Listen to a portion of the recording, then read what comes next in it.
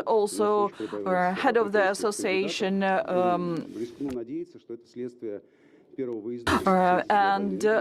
global energy, and the first session that we had in Ethiopia together with Nigeria and some other African countries, and we hope for fruitful continuation of that cooperation, because the topic of water and energy are very relevant for Africa, and we will begin with the greeting address of Vice Prime Minister Dmitry Patrushev, and the floor is yours.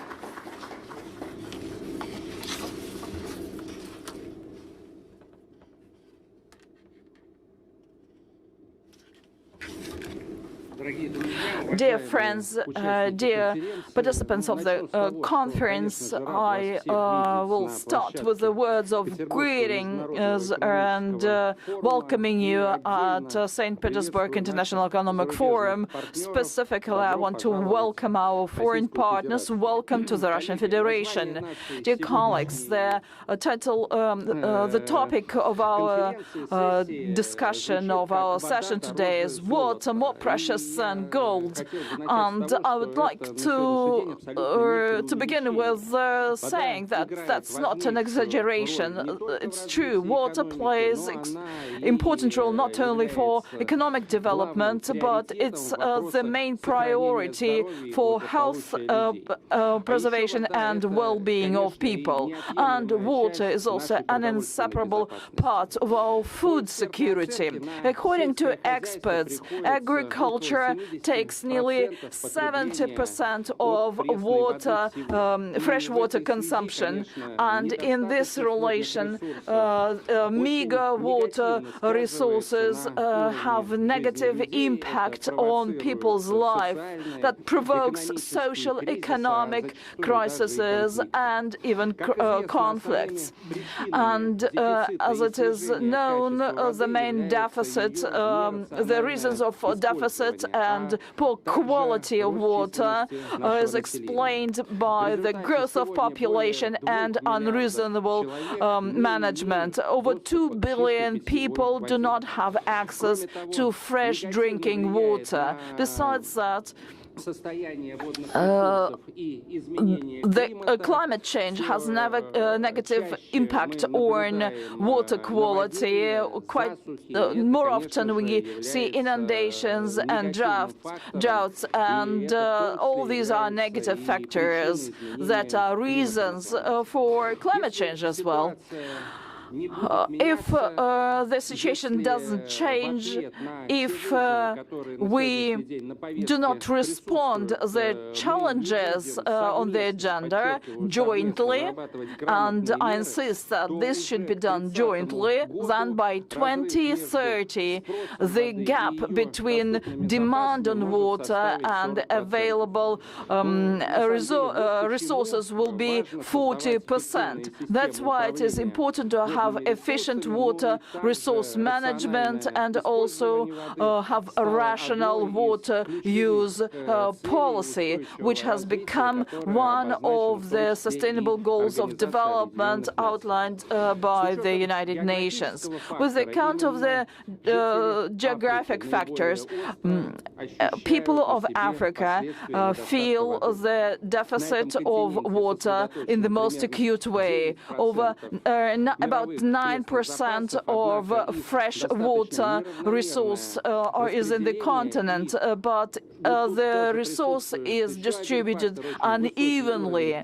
There is another factor, high level of pollution. Thus, the major part of the population do not have access to good quality drinking water. In Russia, in spite of the country being rich in resources, water management and use is one of the priorities of the natural protection policy. Especially that is relevant for the European parts of the Russian Federation, with nearly 70% of population located there, with the highest industrial potential there. But we have just 10% of freshwater reserves in the European part of Russia. We have already formed a rather efficient water management system with strict control in place of the activity of enterprises and a good system of water protection measures. Special attention is given to new technology, digitalization in particular, and I'm sure that this talk will be discussed in extenso at this session. I would like to add that the Russian Federation is one of the most active players of the international partnership in water management. We work successfully with our partners and neighbors on trans-border water management. Within BRICS, we also are in active dialogue.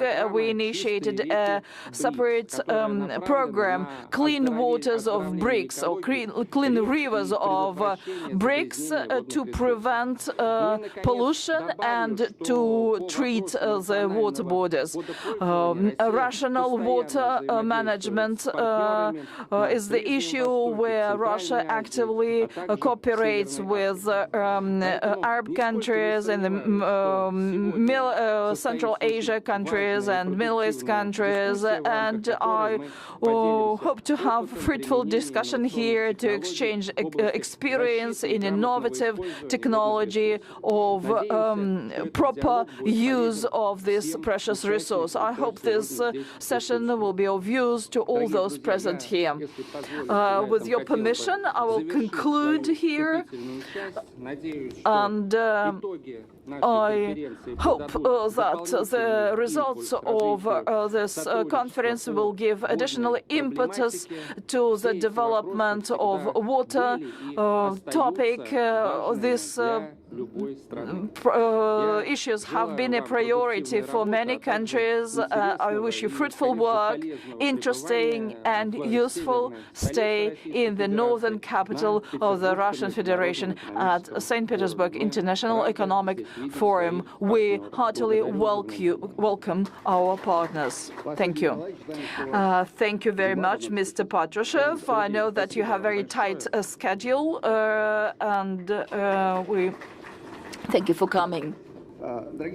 Dear friends, sometimes we start with the presentation of our panelists, but for the sake of time, I will just do that in the course of our work. I will start with a brief words of introduction. I primarily have working experience with Latin America rather than Africa. But last year I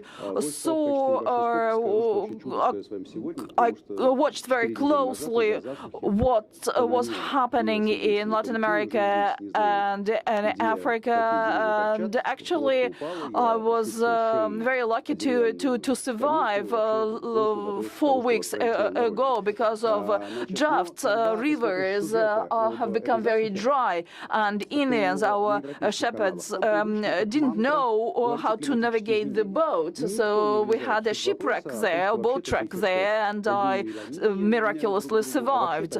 But one of the effects that we have of the climate change is change in the water resources. Some people speak about warming up, others say that it is a cooling of the ocean, but last year I read in the foreign policy note that they said that Europeans are hypocritical about water resource use in Africa. Green hydrogen production in Namibia is a hypocritical topic because Germans invested their amount equal to Namibia's GDP. There are many, there's winds and sun are there in abundance, but the desalination is a problem there. There are no water resources or mega water resources. I would not underestimate the noble efforts of Russia that has a very practical approach to this issue. Business is business. Business should be profitable, but we should operate by the categories of sustainable development, and this should be a very important component. Besides, and should be accompanied by respectful attitude to human beings and to nature. That's very important. I will not rob time from Minister Kozlov, Minister of Natural Resources and Environment of the Russian Federation, so I would like to hear from his opinion. Good morning, everyone. The overall assessment of our meeting yesterday, experts from 10 countries had a very intensive debate on interaction in the sphere of water use and exchanged experience, which is very important. That was the main objective of that conference, to hear each other, to share experience, to share information, because lack of drinking water, good quality drinking water, is a burning issue for that provides life, on which life depends of millions of people. And in isolation, this problem cannot be tackled. National borders were designed for people, but nature doesn't recognize any borders. So disruption of water balance in one place affects negatively another place. Climate change, drafts in one place may lead to inundation in some other places. That's what we have experienced this spring in Orenburg region. And so careful and wise water use is one of the policies for us, with the account of social and economic interests and environmental interests of the country. We are in a continuous search for improvement, and like water, it should be able to imbue all aspects of our work. The normative and regulatory framework is the foundation of relations being established. Methodology of water use leans on licenses and permits. All data are reflected in the water register. Currently, 143,000 permits and licenses are registered there. Water use is payable, and all water users are under control. Companies are obliged to submit data on water intake and water discharge of sewage and drained water. Another important area is infrastructure. The main water consumption in our country, over 50%, falls on agriculture, industry and utilities. All spheres update and upgrade their facilities with the account of modern requirements. We cannot say that utility infrastructures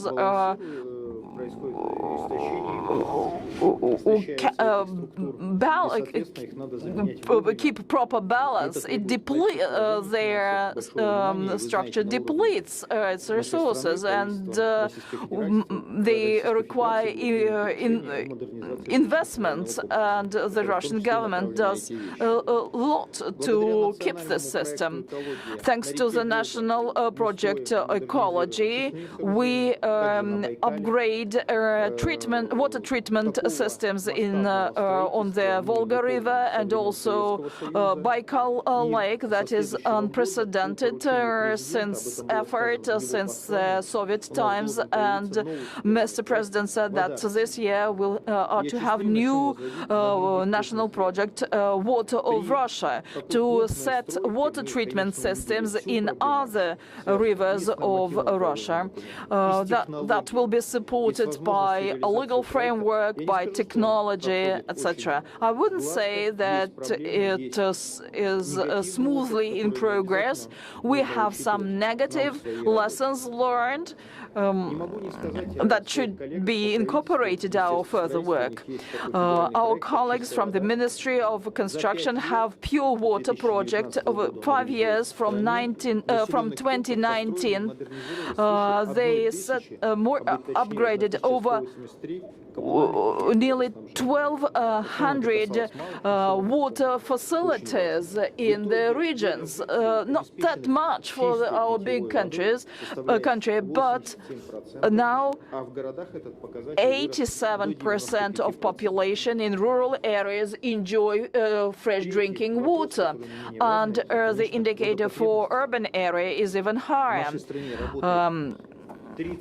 We have 30 cascades of water reserves and water facilities, and their mode of work is arranged in such a way that they guarantee good water supply to agricultural needs. Groundwater management is also very important. Last year, a geological exploration was carried out on 33 fields, and aggregate increment will be 53,000 cubic meters daily, thanks to these exploratory works. We explore water in mountainous areas with not that dense population, with no mountainous rivers there, but still people live there and they need fresh water. Digitalization, much is being said about that. The services that are being introduced allow us to be more proactive in our work and to respond quicker. This year we have got a water data platform that systematizes data on water facilities and hydrological situation. That has a direct impact on the balance of economy and the level of protection of our people who live along the banks of rivers. Over 100 million people in Russia live on the banks of rivers. Work in emergency situations, also very important. Digital register of water resources important, and with this we will have better understanding of distribution of groundwater and what can be done in emergency situations. We have several examples of that, very fresh examples. We saw this morning the shelling attack on Kakhovskaya hydroelectric station, and we should be confident that such facilities are protected to give water supply to peaceful citizens of our country. We need to have new water wells drilled so that people have enough drinking water for them.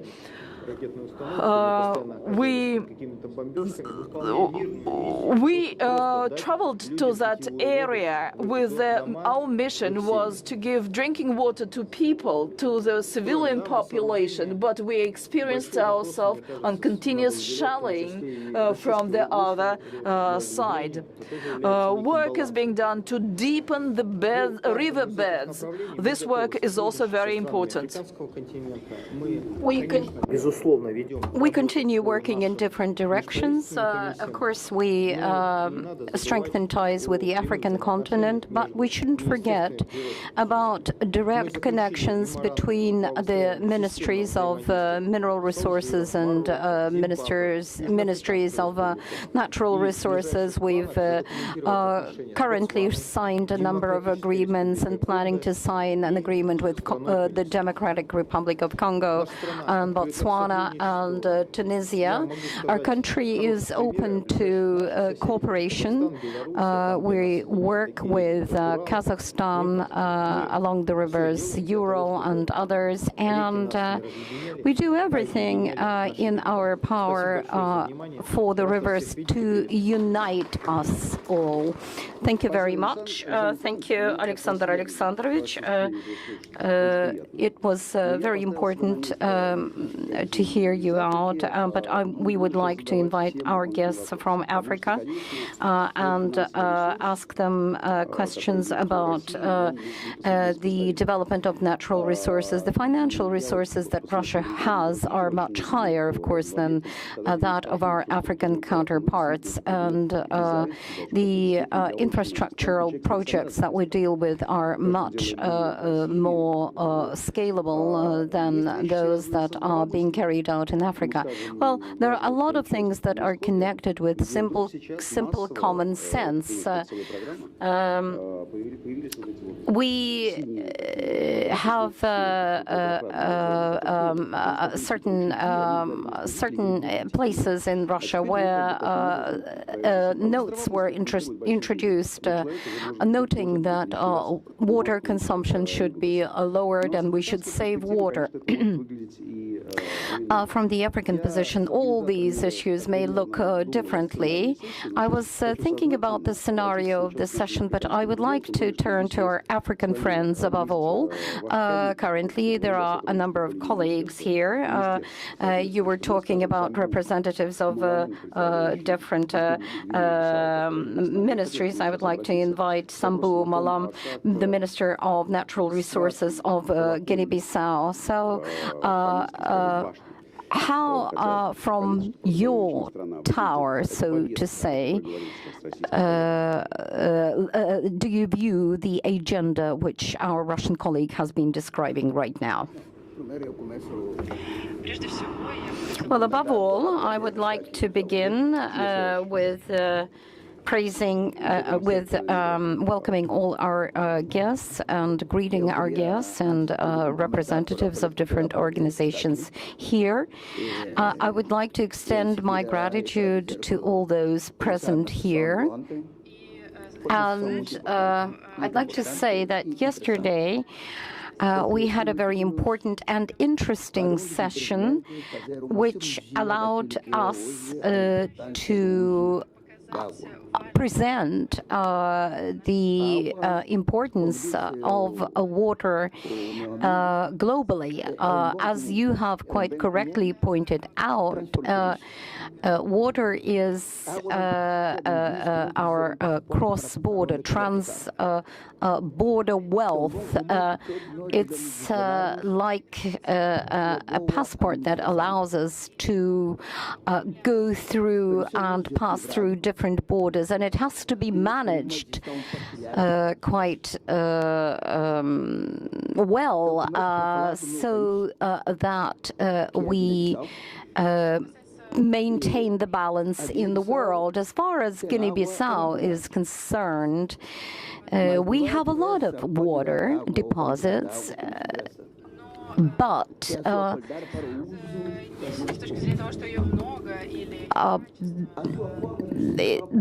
This is not exactly the point. It is important for us to pay more attention to the distribution of water resources, for water to reach every single citizen of the country. Therefore, the government pays special attention to the fact that all regions of the country, including the south of our country, has to have access to water reserves. We have two zones in the country, two areas where the usage of water is critically important. Important for the citizens of these particular areas. The health of the population is what matters, and the government is working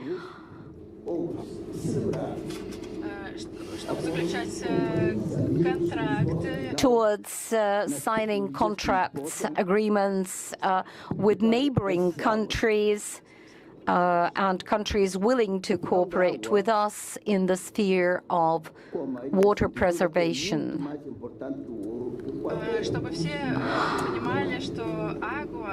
Well, everyone should understand that water is the most important resource in our life, and it is, in fact, more precious than gold, as we cannot live without it. It is our common wealth, and so as to avert international conflict in the future, water has to be rationally managed and equitably distributed. And this should be the priority for all of us. Guinea-Bissau is a country with huge water potential.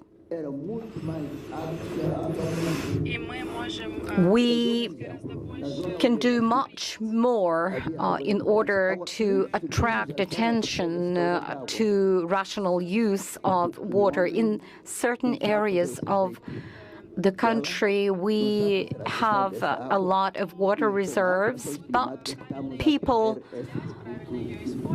cannot distribute water reserves evenly. It's highly important to pay more attention, pay more attention globally to this fact. Guinea-Bissau is a country which is interested in the correct water usage, in maintaining water balance. Water sources have to be organized in such a way that distribution of water is equitable. This wealth should be accessible to all the citizens of the country. It is a valuable resource for the population and for future generations. Thank you. Thank you very much for your attention. Well, I speak Spanish, but when somebody speaks Portuguese, it's sometimes very difficult to discern. But your Portuguese is wonderful. I understood you without a translator.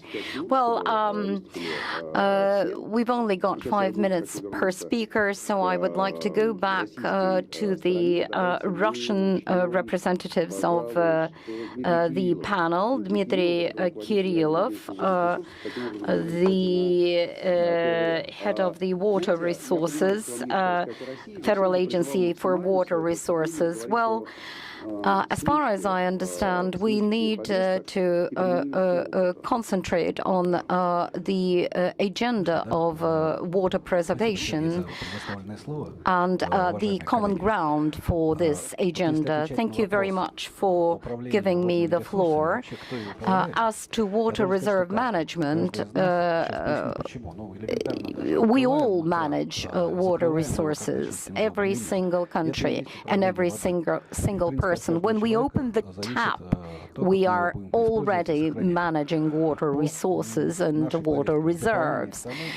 Well, I'd like to say that in Russia, water preservation, water quality, and water management are organized on a very high level. Not so long ago, during the times of the Soviet Union, we used 124 billion tons of water. We used to do that. Currently, we use not more than 50 billion tons of water. Well, we've cut on water usage. So we all manage water usage. In the Crimea, we had to, through regional programs and regional governments, we had to change the agricultural system so as to save water resources. And we had to change the infrastructure and structure of melioration and irrigation. Approximately 70% of water is used for agriculture and food production. In our case, it is not more than 40%. So this is the kind of result we should be achieving. As to housing and dwellings, urban dwellings and urban dwellers. Well, currently we use not more than 500 liters of water per person per year. Now, how do we arrive at these figures? Not so long ago, we weren't ready really to introduce water meters, but now people cannot imagine lives without meters, water meters in flats and houses. More than 90% of the population have such meters installed. And the turnover, water turnover, 30% of water is used in the system of recycling. More than 30% of water is recycled. All these are correct technical decisions to be taken in order to preserve water reserves. We talked about that yesterday at the platform of the conference. We would like to exchange our experience and share our experience and tell you about the realization of the agreement we have with transporter water reserves.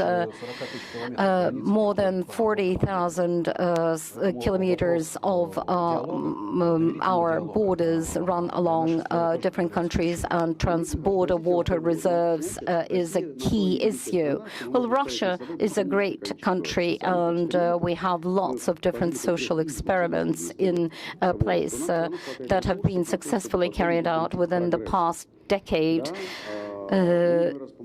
We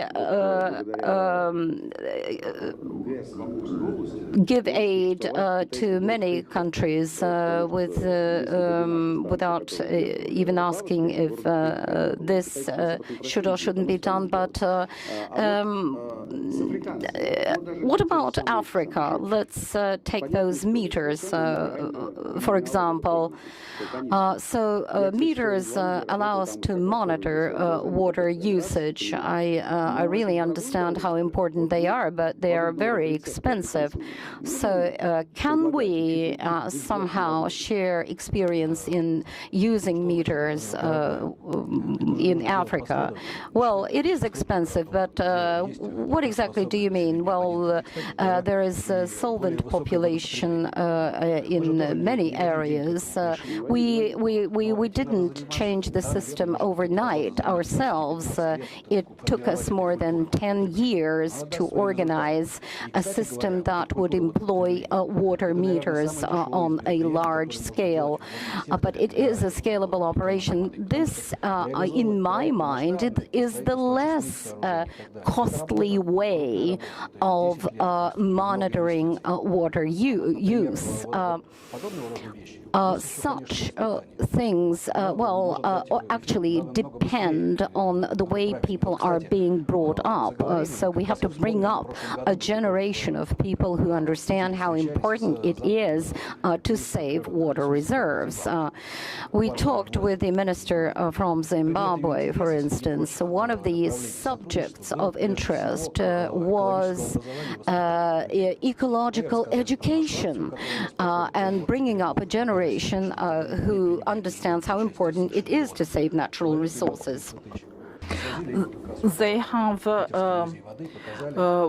we took the participants from Zimbabwe to the Museum of Water. Now that person is already Deputy Minister for Tourism, but then she was in charge of the of Water Resources, and she said that we believe this project not to be only ecological but also social, because we want to distract our young people from criminal aspects, and we want them to be educated. Now I would like to give the floor to our representative from Sudan, Mr. Ali, and what are the perspectives of work, and what are the ideas of cooperation with Russia? Good morning, everybody. Before starting, I need to bring a notice forward to explain 2 points. Number one is that water is actually a natural resource, it's true, but it doesn't come under the management of my ministry, Ministry of Minerals in Sudan, but it goes to the Ministry of Irrigation. This is one point. The other point is that to participate in this session, unfortunately, I was only told when I arrived here. So it could be not that prepared to talk about this issue, but the issue is very, very, very essential, particularly we in Africa. So water is more precious than gold. It's true, but why? Why? Because water is life, actually. We need water to drink. We need water to cook. We need water to wash. We need water to grow our own food. So, but we cannot do all that with gold. And you can have a ton of gold beside you, and you can die by hunger or by thirst. So water is very precious. There's no doubt about it. And you cannot even imagine the existence of a country whose population is now approaching to 100 million, like Egypt. Egypt is traditionally known as the gift of River Nile.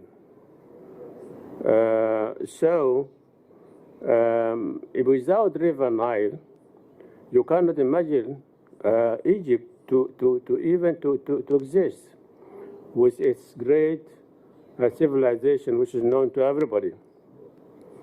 In the mineral industry, water is used for operational activities, as is known, like transport of ore and waste, also used for separation of mineral through chemical processes, on physical separation of minerals, cooling systems, cooling system around power generations, suppression of dust, and depressing as well.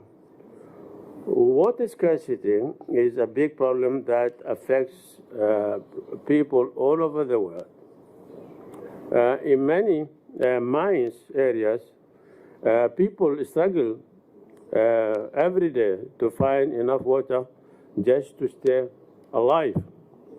We need to create a smart partnership with Russia to solve the problem of water scarcity, which affect drinking water, irrigation water, uses of water in the mining industry, animal breeding, and etc. I think the purpose of this session is to find opportunities by close collaboration to find new ways to save water as valuable resource than gold. From increasing stresses due to industrialization and growing population as improper use of water. Finally, I would like to express our gratitude and appreciation for the hospitality and kind reception from our Russian friends.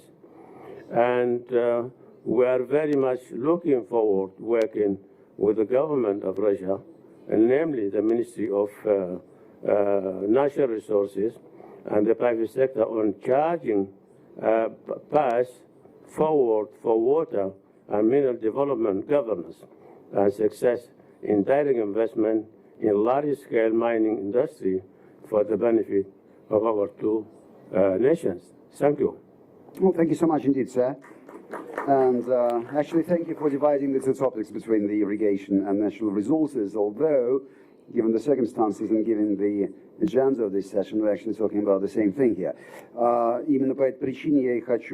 For this particular reason, I want to give floor to Evgeny Petrov, who represents the Ministry of Natural Resources, who will speak on groundwater. This topic is becoming more and more relevant. Water is turning from the regular resource becomes or turns into power energy resource. Groundwaters are more than just waters now. Thank you very much for your question. Truly, water is perceived by many people as source of drinking, source of life, but more and more we see the use of groundwater for as hydroelectric power. We have numerous examples in Russia when whole urban areas are supplied with water from ground sources, and that's done not only for the purpose of heating, but also for electric power supply. And that should be taken into account by countries that have good ground water resource. And also water treatment or balneological resorts when water is used for the purpose of improving health of people. There is much load burden on groundwaters. All water supply is ensured through groundwater, so they should be monitored and how rationally they are used, not to undermine this source.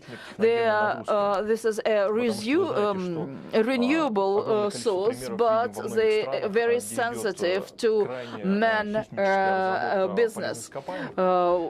Areas with active underground mining, we know, are characterized by high level of pollution of water. That's why man-load pressure or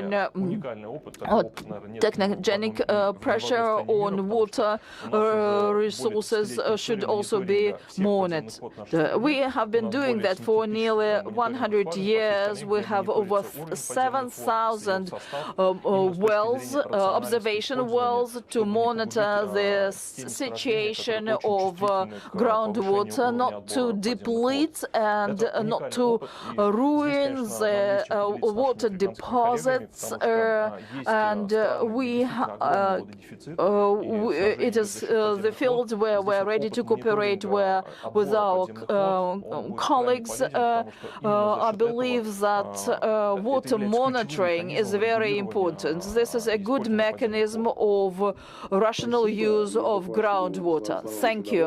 And I would like to add here, for the sake of our colleagues from Africa, Russians without small summer houses are not proper Russians. Nearly all of us have these country lots to spend some leisure time there and grow something there. But thus people learn how to use natural resources.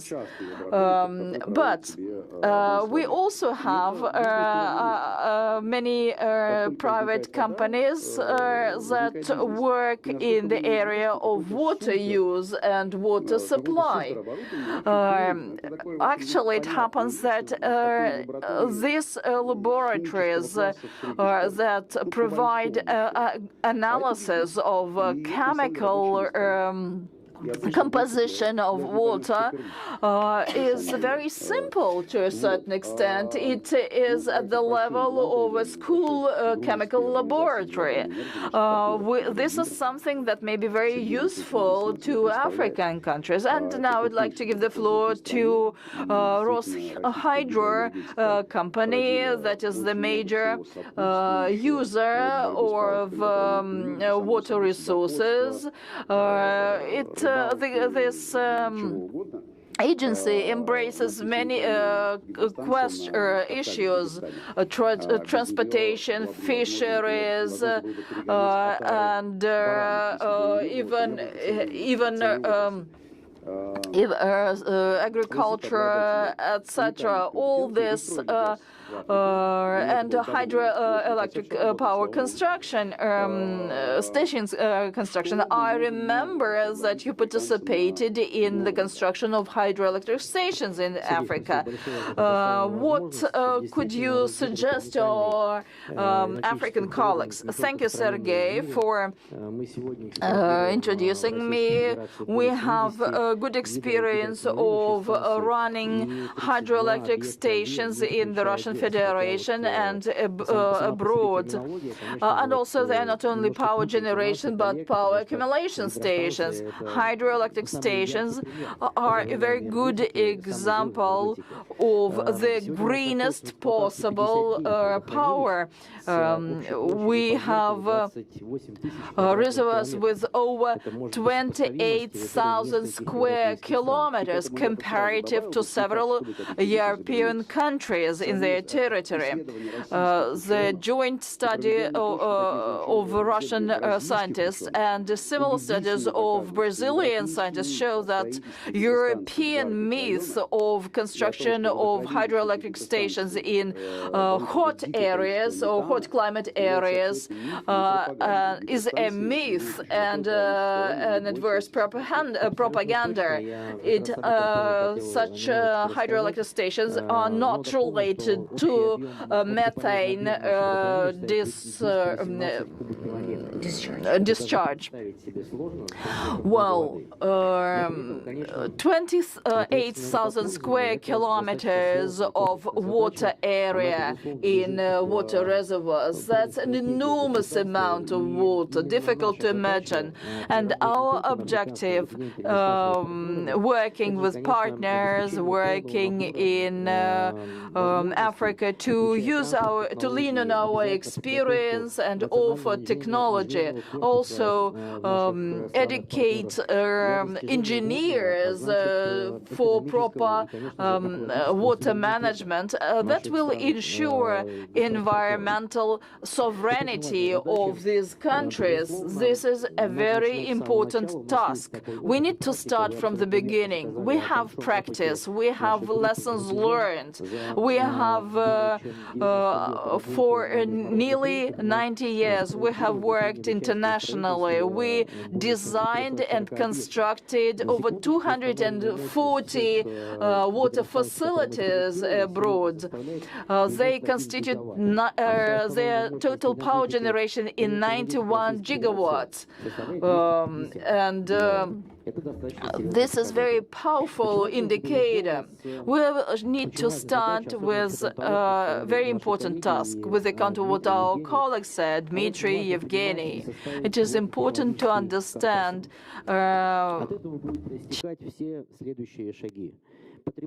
it is necessary to have technological structure in place, and interests of the population should be the cornerstone. We need to ensure people with enough water for natural to satisfy their natural needs. Second, development of industry and agriculture also are among the priorities. And here there can be some combined solutions, water treatment, sewage treatment, and subsequent use for water supply.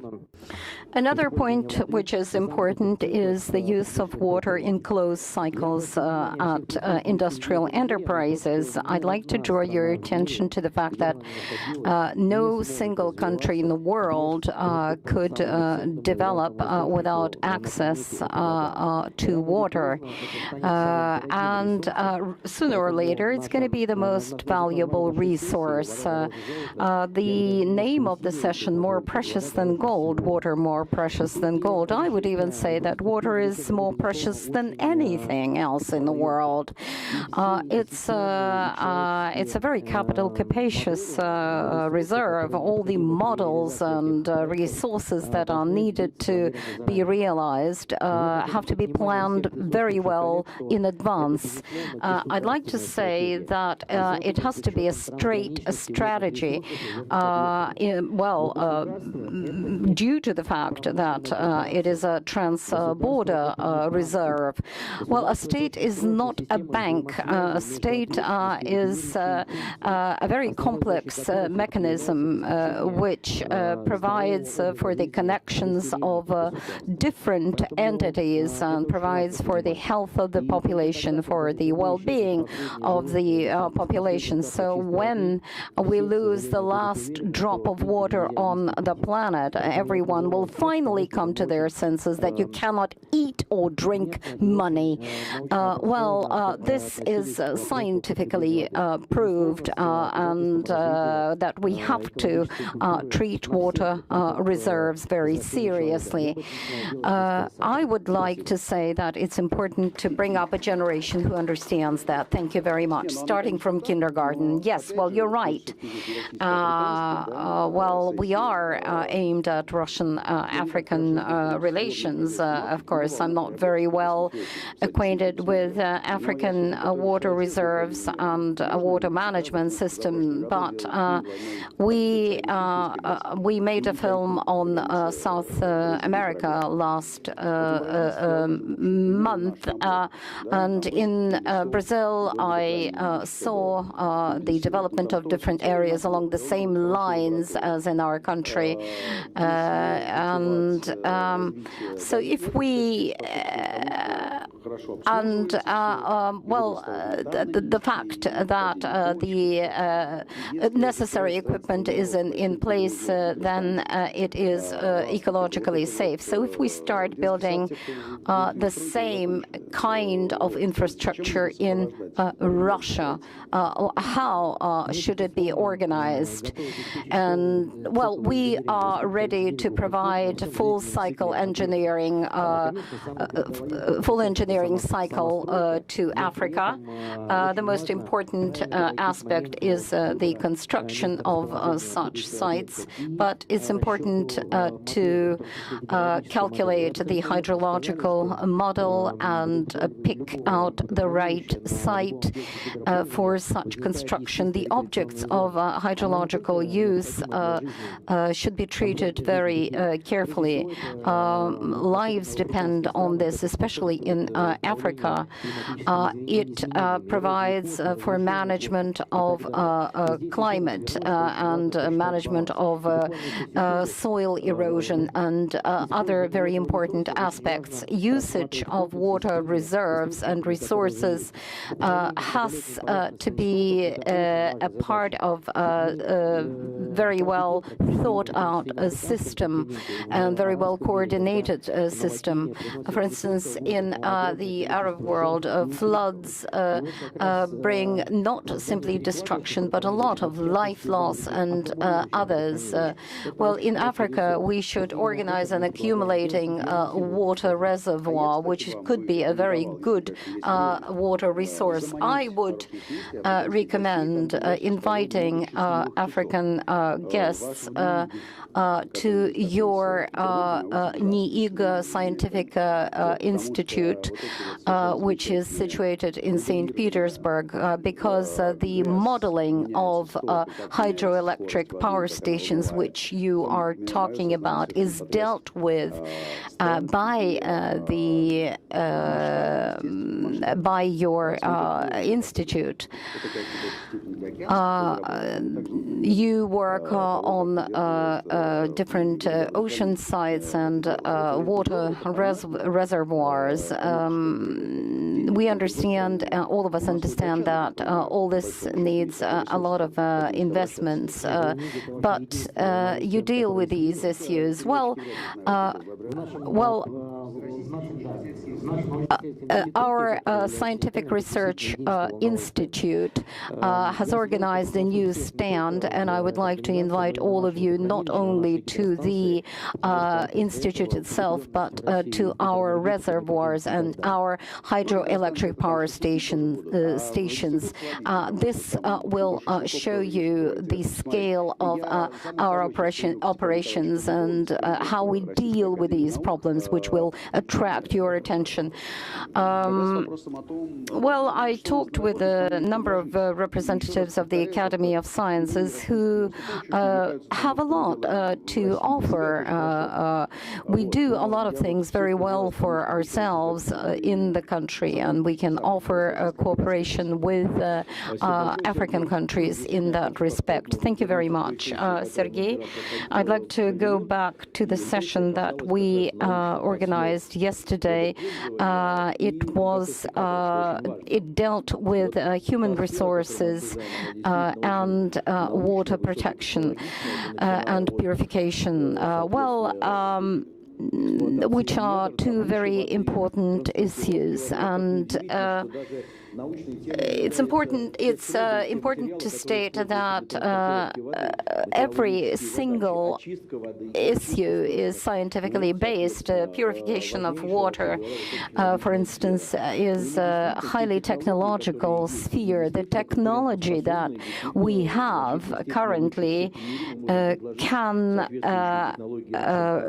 achieve high results, and we are ready to share this technology not only with African countries, but with all the other countries of the world. We have technology of desalination, for instance, such technology which is being currently worked out in different scientific institutes in the country. And the other important aspect that I was talking about is human resource development and training.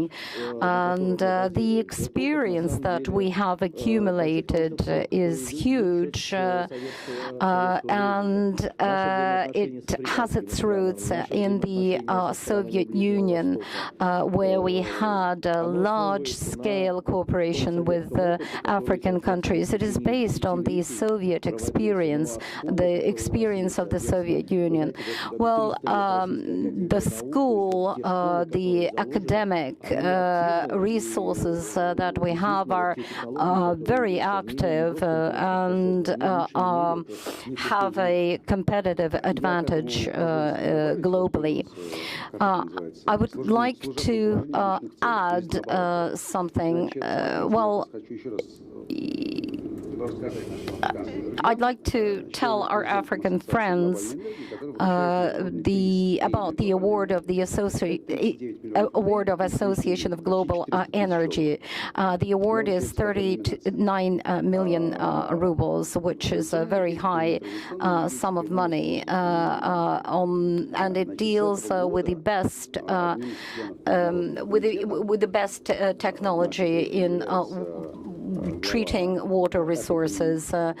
This year, African Energy Utilities Association, Mr. Tallow, is the head of this association, and I'd like to ask you to Google the globalenergy.com and study the information about the association and what exactly is happening in that department. Please take a look at this source of information. It's highly informative. It's packed with interesting materials, and it's highly competitive. And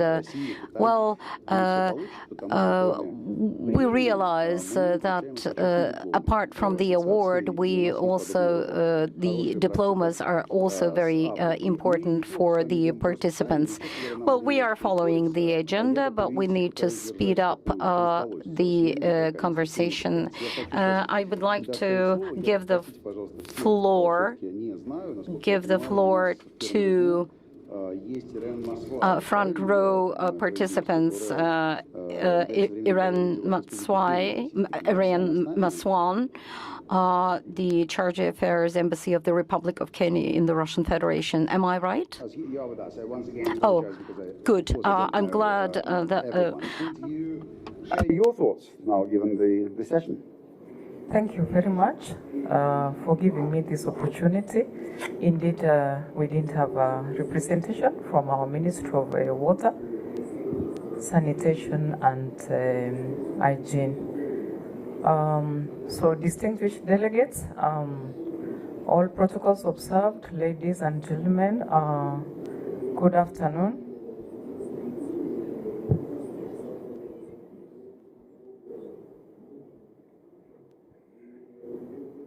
Okay, it's an honor for me to be here this afternoon just to share experiences of my country, Kenya, on handling this valuable resource water, which is precious than gold. Indeed, in response to the question, I am pleased to share these insights of water scarcity while ensuring sustainable management and equitable access. As we are aware, water is a fundamental aspect to every sphere of life, from health and agriculture to industry and ecosystems. Recognizing its unparalleled value, Kenya has implemented several strategies, measures to tackle water scarcity and promote sustainable use. Firstly, as you all know, that trees help in conservation of water.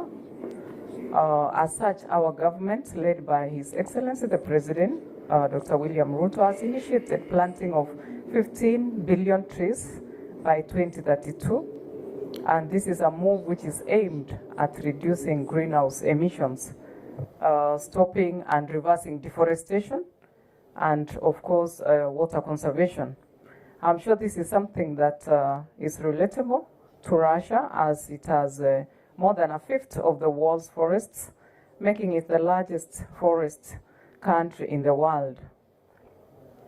And secondly, we have prioritized the development of robust water infrastructure or investments. We have made investments in construction of dams, reservoirs, and boreholes that have significantly increased our water storage capacity. This infrastructure has ensured that water is available even during periods of drought and mitigating the impact on our communities and agriculture. Thirdly, Kenya has embraced technological innovation. Smart irrigation systems and water-efficient technologies are being deployed extensively in our agricultural sector. These advancements not only reduce water wastage, but also enhance agricultural productivity, ensuring food security and economic stability.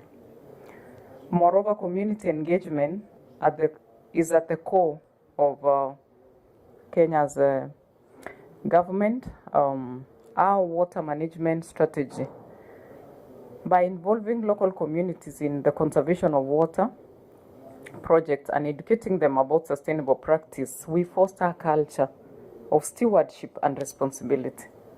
The grassroots approach to water management ensures that the solutions are tailored to unique needs of every region of the country. Protection of our natural water resource is another critical aspect. We have enacted stringent regulations to prevent pollution and over-extraction of the rivers, lakes, and aquifers. Reforestation and wetland restoration projects are underway to maintain the health of our watersheds and improve water quality. Climate resilience is integral to our water policies, and Kenya is developing infrastructure that can withstand extreme weather events and implement early warning systems to protect the communities from adverse effects of climate change. And in conclusion, water's value far exceeds that of gold, and that's why water is a precious resource. Kenya's comprehensive approach to this water management through infrastructure development, technological innovation, community involvement, environmental protection, climate resilience, and a focus of providing clean water to its citizens illustrates our commitment to ensuring that every citizen has access to this vital resource. And so by sharing our experiences and learning from others, we hope to contribute to a global movement that recognizes and preserves the unparalleled value of water. So I thank you. Well, thank you so much indeed. And on a completely different note, lots of luck to your country now that your troops are about to land in Haiti and following that crisis. And it's, of course, a very interesting development and a difficult task. С нами Ксения Анатольевна Сухотина. Okay, next speaker that we have is Ms. Sukhotin from Rosatom. The question is, why do we have Rosatom here, and how is that related with subsoil use? Well, actually, there is connection. Rosatom has continuously saying that everything that we do is done with care to people. That's why, besides the power generation, water, medicine, and all other areas that help people to develop sustainably are important. We have 29 urban settlements that are under the protection of Rosatom, so we know, not only heavy water, we have technologies that in place that allow us to treat treat water of any level of pollution and any kind of pollution. So clean water, the word clean is very important. We know how to treat water, how to treat sewage, industrial sewage, and we are eager to share our competence, knowledge with foreign partners. So that's why in many countries we help our partners to ensure to provide water to the population. Digital water supply channel is our know-how. It's not only about construction of water treatment facilities, but it is necessary to use these resources in the right way. So digitalization is important for us for expedient use of this resource, and work in against the backdrop of meager financial resources. If we take a comprehensive solution to water supply, we are interested in having comprehensive work. It's not only about construction of power station. We see what surprises climate brings us annually. Water supply should be comprehensive, and we have a bio format that envisages our solutions for long-term cooperation and comprehensive approach to this issue. It's not a single time step that is enough to resolve the issue of clean water. We need to think about the future, its health, economy, independence and sovereignty. And now I want to give the floor to our friend from Angola. I would like to give the floor to His Excellency Ambassador Cunha to speak about cooperation with Angola. I visited the country, but after Russian military specialists left the country. So your vision of cooperation. Thank you very much for giving me the floor, and I would like to thank for this opportunity to be at the session.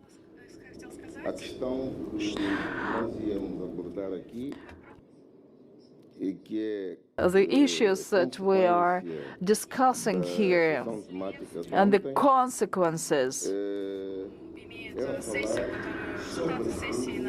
of our yesterday's session are important. I would like to elaborate on the water reservoirs that belong to several states that go beyond the boundaries of one country. We know that Russia has many transboundary water borders. In Angola, we have 5 water borders. Some of them are transboundary. On the one hand,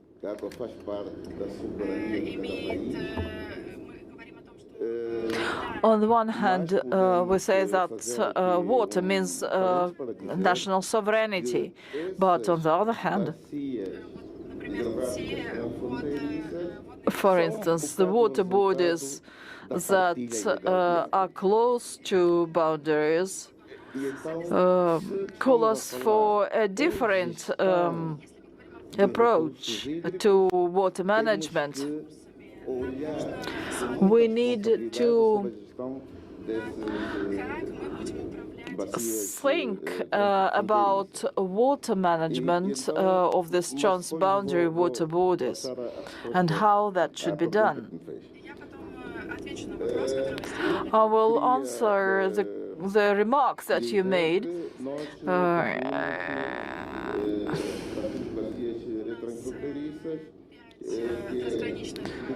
So the 5 transboundary water borders that we have in the south, Kubangu, Kungu,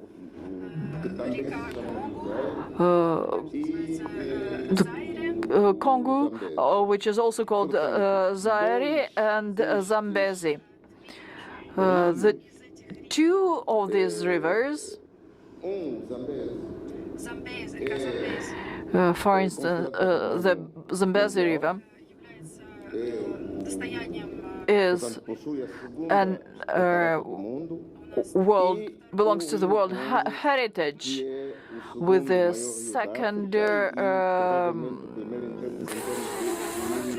second largest waterfall. And it is also a very important water vessel or water body for the African continent. The question is how these water bodies can be managed. For instance, Zambezi flows through Angola, Tanzania, and some Namibia and some other countries. It flows from the Indian Ocean to the Atlantic. To manage this water body, we need to have a good coordination in place.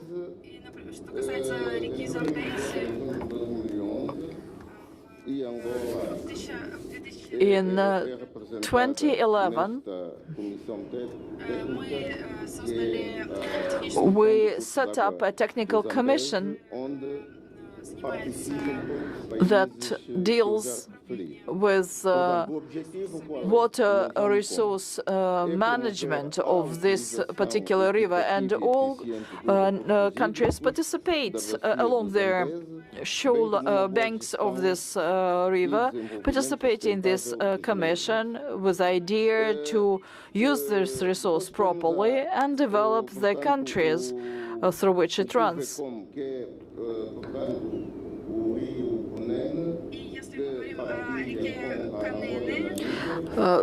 The Kanene River that we share with Namibia,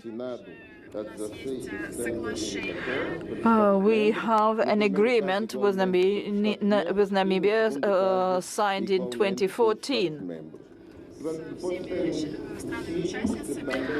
All countries, participants of that commission, signed an agreement on joint use of rivers.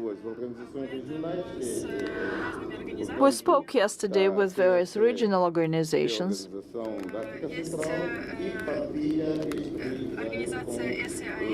There is organization SAIS about sharing Zaire with the Central African Republic. And we have also the Kavango River. We share with Angola, Botswana,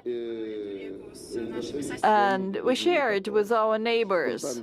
In 2014, another agreement was signed on joint water management of these resources. Water is the good that determines the life of people. For this reason, water management should be done in a very responsible way. And in conclusion, I'd like to say that it was interesting for me to hear what our colleagues said, and it was interesting to learn the point about underground water monitoring. This is very important for the African continent. We need to preserve the underground water resource and keep a close eye on the way we use this resource. We truly need to monitor everything related to water. This is part of our reality. As for the question that Mr. Moderator asked, The first agreement that was signed with Russia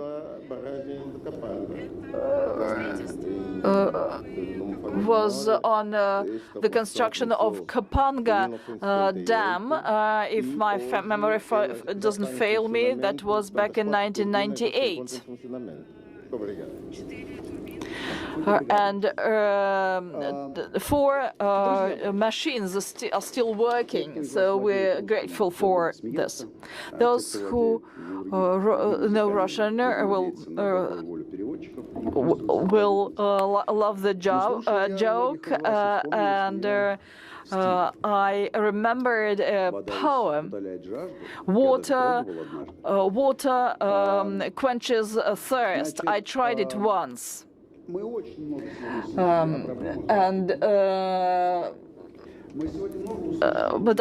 I tried it not more than once. We heard a lot about problems and challenges about water management in Russia and water management in Africa. I heard about issues of these two areas, but I haven't heard anything about the joint efforts. Since our session is called Russian-African Conference on Water, what are the joint efforts? Where are we on this path of joint work? I would agree absolutely with what you have said. And I would like to draw your attention to the following. Irrespective of our ethnicity and national belonging, we represent our national interests at all platforms. We have good slogan, water is more precious than gold. To get to the practical aspect of that, everyone have trusted gold as a means of storage of value. Why don't we want to trust into water the same? For instance, to preserve dams, and in Africa, for instance, they much depend on seasonal fluctuations. In Russia, we have many examples of good operation of dams. Well, that can do that in exchange of the gold that you have. That gold in exchange of water will guarantee security, safety, health, and what is most important, people will leave the places they have no water with. People will live in the places with water. With partnership, we hope to have good cooperation, and then nations will not suffer, if not this century, but next century, from severe migration of their population from deserted areas to those that flourish because of water. Our practical experience back in the Soviet Union and current experience of our engineers is enough to give Africa what the continent needs in exchange of gold, maybe. I used to work in Angola, and I was listening to the ambassador of Angola right now, and I came to the conclusion that in our country, we don't see some of the problems mentioned by my colleague as much as in Angola, because we have such a large territory. In Angola, when I was in Angola, we discussed environmental protection issues, and when I went to the coast on the ocean I could see how drastic, what drastic changes have happened on the coast, where it was littered with plastic, virtually covered with plastic. So our overconsumption of what we don't really need is trashing the world. So recycling and is so very much important. And it all depends, by the way, not only on the recycling, but on the managers, on the psychologists, on those who are designing this packaging and selling it to us. So when you start working with an engineer or engineers, you remember Coca-Cola had a bottle, a particular bottle which could not be recycled. So all over the world, we can say, no, thank you, we don't need that kind of plastic or stuff which cannot be recycled. Well, as a person working in Latin America, I could say that in 57 there was an article, Soviet Union, 22 million square kilometers without a single ad about Coca-Cola, and we did quite well without it, by the way. Well, friends, I don't know whether it's going to happen this year or in a couple of years, but I think we should organize a conference on similar topics and discuss the results of our mutual achievements. Thank you very much. At 5, Russia, Latin America, this is going to be a conference which will take place here. Thank you.